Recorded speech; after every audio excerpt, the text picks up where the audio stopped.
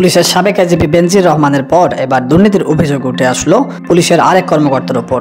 Barishal ranger DIG Jamil Hasan যেন এই কালের একজন ভূস্বামী। রিসোর্ট করার জন্য জমি কিনছেন 40 একর অর্থাৎ 100 বিঘা। নিজের পৈতৃক বাড়িটি নতুন করে গড়ছেন 30 বিঘা জমির ওপর।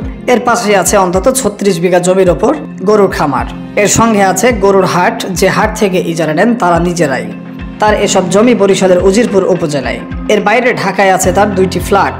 এর একটিতে তার পরিবার বসবাস করে, অন্যটি প্রস্তুত হচ্ছে।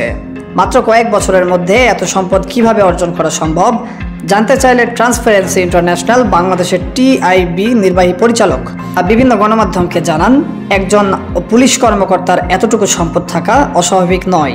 কারণ তারা কাদের রোল মডেল হিসাবে মনে করেন? সাবেক আইজিপি বা পুলিশ কমিশনারকে। তাদের যদি হাজার হাজার বিঘা জমি থাকতে পারে, তাহলে একজন ডিআইজি কেন কয়েকশো বিঘা জমি মালিক হতে পারবে না? এখন এটা সিস্টেমের অংশ হয়ে গেছে।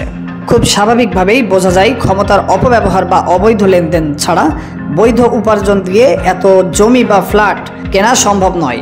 বিসিএসে পুলিশ ক্যাডার 20তম ব্যাচে এসপি হিসেবে জামিল হাসান যোগদান করেন 2009 সালে।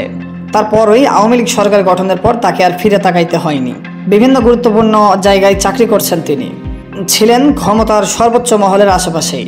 তার বছরের বেশি সময় তিনি ফরিদপুরের এসপি হিসেবে দাপটের সঙ্গে চাকরি করেছেন। 2021 সালে তিনি র্যাব 8 এর বরিশাল কমান্ডিং অফিসার হিসেবে চাকরি করার সময় গোপালগঞ্জের সাবেক পুলিশ প্রধান বেনজির আহমেদের জমি কেনাতে তদারকি করেছেন।